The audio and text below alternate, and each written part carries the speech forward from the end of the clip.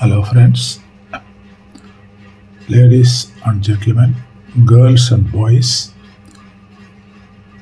push channel viewers, friends, subscribers, non-subscribers, videos மட்டும் பார்த்துட்டு enjoy பண்ணிவிட்டு சப்ஸ்கிரைப் பண்ணாமல் மறந்து போய் கையை வீசிக்கிட்டே போகிற நம்ம ஃப்ரெண்ட்ஸு எல்லாருக்கும் ஒரு வணக்கம், காலை வணக்கம். இந்த video it is a special video. It's a family counsellor. இந்த ஃபேமிலிக்குள்ள வர தகராறு, பொண்ணு பையனுக்கோ, அந்த மருமகளுக்கோ மாமியாருக்கோ, ஒய்ஃப் அண்ட் ஹஸ்பண்டுக்கோ, இல்லை பொண்ணுக்கு பொண்ணோட அம்மாவுக்கு, இந்த மாதிரி எல்லாம் ஒரு எமோஷ்னல் ப்ராப்ளம்ஸ் ஃபேமிலியில் பயங்கர சிக்கல் வருது இல்லையா? அப்போ ஃபேமிலி கவுன்சிலிங்குக்கு போகிறது தான் பெட்டர். மற்றவங்கக்கிட்ட ஃபேமிலியில் அவங்ககிட்ட இவங்ககிட்ட அம்மாக்கிட்ட அப்பாக்கிட்ட மாமியார்கிட்ட மாமாக்கிட்ட இந்த மாதிரி பேசி பேசி இஷ்யூ பெருசாகி அது சின்னதாக இருக்கிறது பெரிய பெலூன் ஆகி வெடிக்கும். அந்த அளவுக்கு போகாதுங்க. தாத்தா பாட்டி காலத்தில் அந்த ஜெனரேஷனில் இவ்வளோ எக்ஸ்போஷர் கிடையாது. லேடிஸ் வேலைக்கு போய் ஃபினான்ஷியல் ஸ்ட்ரென்த்து எல்லாம் கிடையாது. இப்போ எல்லா லேடிஸுக்கு வேலை போகிறதுனால நீ என்ன நான் என்ன, ஐ ஆம் ஃபினான்ஷியலி இண்டிபெண்ட் அப்படின்னு ஒரு சார்ட் ஆஃப் திங்கிங் வந்துடுறது இல்லையா? காமன். அது தப்புன்னு சொல்ல முடியாது, ரைட்டு, இட் இஸ் காமன். இந்த சுச்சுவேஷனில் என்ன பண்ணணும் பண்ணணும்னு சொல்லிட்டு இந்த மேடம் ரொம்ப அழகாக கிளியர் வாய்ஸோட, ஆம்பிக்யூட்டே இல்லாமல், கன்ஃபியூஷனே இல்லாமல் எவ்வளோ நல்லா முத்தாக சொல்கிறாங்க பாருங்கள். அது கொஞ்சம் தயவு செய்து கேளுங்க. இது ஃபேஸ்புக் ரீல்ஸில் இருந்து உங்களுக்காக நான் எடுத்து உங்கள் முன்னாடி வைக்கிறேன். தயவுசெய்து எல்லாரும் கேளுங்க. வீட்டில் பெரியவங்க அண்ட் எல்லாம் மேஜர் ஆன children, those who attained majority 18+ இயர்ஸுக்கு மேலே இருக்கிறவங்க, பெரியவங்க எல்லாரும் இந்த வீடியோ கேளுங்க. ரொம்ப நல்லா இருக்குது, எனக்கு பிடிச்சிருக்கு. ஃப்ரீ கவுன்சிலிங் உங்களுக்கு இந்த வீடியோ மூலமாக. அதே நீங்கள் ஃபேமிலி கவுன்சிலிங்கோ ஒரு கவுன்சிலர்கிட்ட போனோங்கன்னு வச்சுக்கோங்களேன், பயங்கர ஃபீஸ் சார்ஜ் பண்ணுவாங்க. ஒரு சிட்டிங்கில் இல்லை, அட்லீஸ்ட் ஒரு 4 or 5 சிட்டிங்கு போக வேண்டியதாக இருக்குது. ஈச் சிட்டிங்குக்கு ஒரு certain amount of fees they may charge. இதெல்லாம் இல்லாமல் உங்களுக்கு ஃப்ரீயாக ஃபேமிலி இஷ்யூஸ் பற்றி, I think she is an advocate, she is speaking. ரொம்ப நல்லா பேசுகிறாங்க, ரொம்ப கிளியராகவும் பேசுகிறாங்க. ஐ திங்க் அவங்க பேர் கலை செல்வி மேடம்னு நினைக்கிறேன். Hats off madam, hats off. Thank you. இது எல்லாருக்கும் போய் சேரணும், நிறையா பேருக்கு போய் சேரணும் இந்த மெசேஜ்ன்றதுக்காக I am sharing this message to all my and our countrymen, all human beings, especially in Tamil Nadu and South India. Those எல்லா தமிழ் தெரிஞ்சவங்க, புரிஞ்சுக்கிற அளவுக்கு நாலேஜ் இருக்கிறவங்க தயவுசெய்து இது பாருங்கள், ஷேர் பண்ணுங்கள். Let the message go on. Madam Kalai செல்வியோட பர்பஸை சர்வ் ஆகட்டும், 10 பேருக்கு யூஸ்ஃபுல்லாக இருக்கட்டும். அவங்கக்கிட்ட நீங்கள் அப்பாயின்ட்மெண்ட் ஃபிக்ஸ் பண்ணி போனாங்கன்னா I think quite naturally professional ethics இல்லையா? அதுக்கு தானே அவங்க ப்ரொஃபஷனை வச்சுருக்காங்க. படித்து ஒரு ப்ரொஃபஷ்னல் அட்வொகேட்டாக ஒரு ஆஃபீஸ் போட்டுன்னு இருக்காங்க.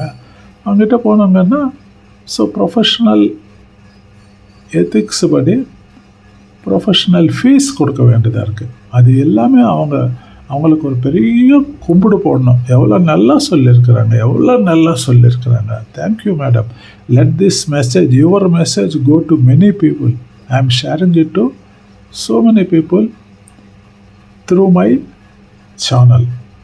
Thank you madam. Courtesy Kalai Selvi madam. Thank you. God bless you ma'am. I am a super senior citizen and a right leg handicapped with a noble intention. I am sharing your message for the benefit of the society. All people living in South India. Thank you. Video பாருங்க.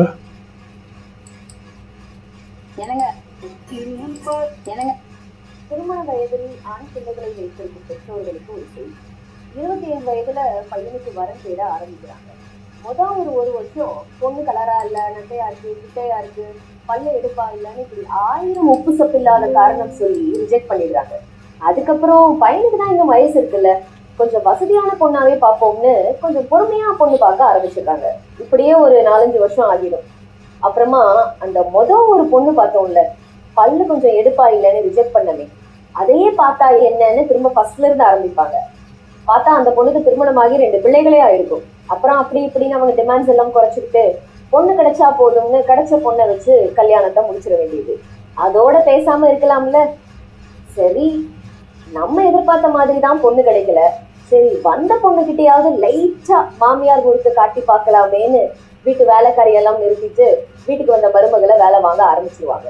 ஆனா அந்த பொண்ணு என்னடான்னா, நான் tea குடிச்ச டம்ளரையே என்னால எடுக்க முடியாதுன்னு தனி கொடுத்தனும் கேட்டு பிரச்சனை பண்றாங்க. உடனே கணவன், ஐயோ வீட்டுக்கு வந்த ஒரே மாசத்துல என் குடும்பத்தை பிரிக்க பாக்குறான்னு பொண்ணு வீட்டுக்கு பொண்ணோட அம்மாவுக்கு போன் பண்ணி சொன்னா, அந்த அம்மா பொண்ணுகிட்ட என்னாச்சு ஏதாச்சுன்னு ஒரு வார்த்தை கூட கேட்காம, உன் திங்ஸ் எல்லாம் எடுத்துட்டு உடனே கிளம்பு, அவனுக்கு வேணும்னா அவன் இங்க வந்து மன்னிப்பு கேட்டு கூட்டிட்டு போகட்டும்னு சொல்லிடுறாங்க. அப்படியே விட்டுருந்தா அந்த பொண்ணை 2 நாள்ல சமாதானப்படுத்தி இருக்கலாம். அதை விட்டுட்டு அவங்க அம்மாவுக்கு போன் பண்ணி சொன்னா அந்த அம்மா சின்ன பிரச்சனைய பெருசாக்கிடுறாங்க.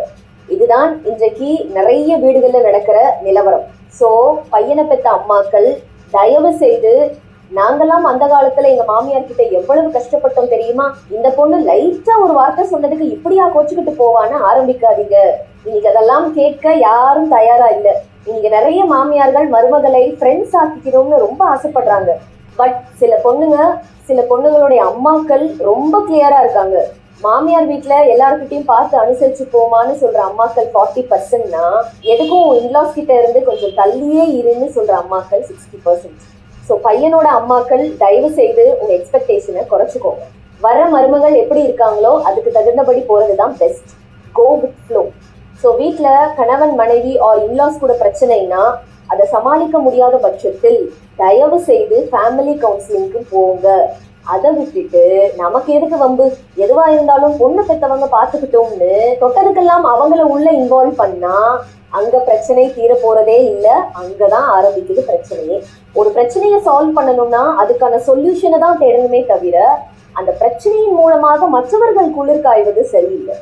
ஸோ ஆரம்பத்துல மாமியார்ன்ற கெத்தை மெயின்டைன் பண்றதுக்காக அது இதுன்னு பேசி பிரச்சனை பெருசாக்கிட்டு அப்புறமா இந்த பொண்ணை பார்க்கவே நான் 4-5 வருஷமா அலைஞ்சிட்டேன், இனிமே நான் என் பையனுக்கு எங்க போய் பொண்ணு தேடுவேன்னு புலம்புறதுல அர்த்தமே இல்லை. அதே மாதிரி திருமண வயது பெண் பிள்ளைகள் இந்த எக்ஸிஸ்டிங் மேரேஜ் இன்ஸ்டிடியூஷன்ல உங்க பேரண்ட்ஸ் மாதிரி ஆர் ஏர்லியர் ஜெனரேஷன்ல சக்சஸ்ஃபுல்லா வாழ்ந்தவர்களை போல நல்ல தம்பதிகளா நல்ல பெற்றோர்களா வாழணும்னா எல்லாமே உங்க விருப்பப்படி நடக்கணும்னு நினைக்கிறது சாத்தியம் இல்லை. You will have to compromise certain things. பெண்கள் திருமணத்திற்கு பிறகும் அவங்க கெரியர்ல முன்னேறலாம், சாதனைகள் செய்யலாம். But you can not force your husband or your in-laws to sacrifice. You can only make them to understand. Better try to know their expectations out of this marriage before solemnizing it.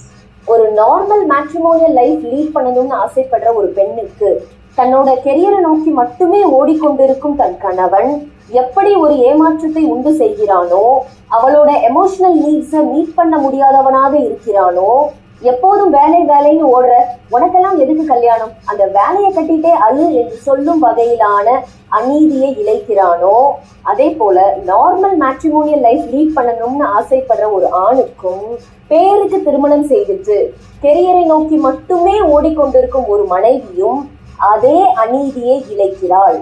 இன்றைக்கு கணவனும் சரி மனைவியும் சரி யாருக்காகவும் அவர்கள் கெரியரை விட்டு கொடுக்க ரெண்டு பேருமே தயாரா இல்லை. காரணம் இன்செக்யூரிட்டி. காசு இல்லைன்னா மதிக்க மாட்டாங்கன்ற எண்ணம் இருவருக்கும் உண்டு. இந்த பிரச்சனையே யாரு ஃபேமிலிக்காக கெரியரை விட்டு கொடுப்பது என்பதுதான். விட்டு கொடுக்க கூட வேண்டாம், சின்ன சின்ன காம்ப்ரமைஸ் பண்ணிக்கிறதுக்கு கூட சில வீடுகள்ல ரெண்டு பேருமே தயார் இல்லை. கணவன் மனைவி ரெண்டு பேருமே கெரியரை நோக்கி ஓடுறது தவறு இல்லை, சமுதாயத்திற்காக அவர்களை அர்ப்பணிப்பதும் தவறு இல்லை. பட் ரெண்டு பேரும் ஒரே குறிக்கோளோடு இருந்துட்டா பிரச்சனை இல்லையே. ஆனா என்னால அட்ஜஸ்ட் பண்ண முடியாது, நீ அட்ஜஸ்ட் பண்ணுன்னு மற்றவரை ஃபோர்ஸ் பண்றதுதான் இந்த பிரச்சனையே. ஸோ ஃபினான்ஷியல் இண்டிபெண்டன்சி என்பது இருவருக்கும் பொதுவான பேசிக்கான விஷயம் என்பது மாற்று கருத்தே இல்லை. ஆனால் குழந்தை பேரு என்பது பெண்களுக்கு மட்டுமே உண்டான ஒரு special quality, privilege. So marriage முடிஞ்சு அடுத்த 5 வருஷத்துல என்னோட கடனை எல்லாம் கட்டி முடிக்கிற வரைக்கும் குழந்தை பெற்றுக்கொள்வதில் எனக்கு எண்ணம் இல்லை என்றால் அதை திருமணத்திற்கு முன்பே உங்க ஸ்பௌஸிடம் சொல்ல வேண்டியது உங்கள் ரெஸ்பான்சிபிலிட்டி. இன்ஃபேக்ட் அதுக்கு சம்மதிக்கிற மாதிரியான பர்சனை தான் நீங்க சூஸே பண்ணணும். அதை விட்டுட்டு இது ரொம்ப நல்ல வரன், இதெல்லாம் சொன்னா கல்யாணம் நடக்காது, முதல்ல கல்யாணத்தை முடிக்கலாம் மற்றதெல்லாம் அப்புறமா பார்த்துக்கலாம்னு நினைச்சீங்கன்னா அது சீட்டிங். நன்றி. Thank you, madam. So nice of you. It was really a wonderful and a messageful video. This is the service you are doing to our society, especially Tamil society and South Indian society. So nice of you, so great of you. God bless you, madam. Courtesy Kalai Selvi madam from Facebook Reels. Thank you, madam. God bless you. Okay. My viewers, that is Push channel viewers, as always I request you to kindly like, share and subscribe Push channel. Push channel, push channel, push channel, push channel, push channel. Thank you. God bless you all.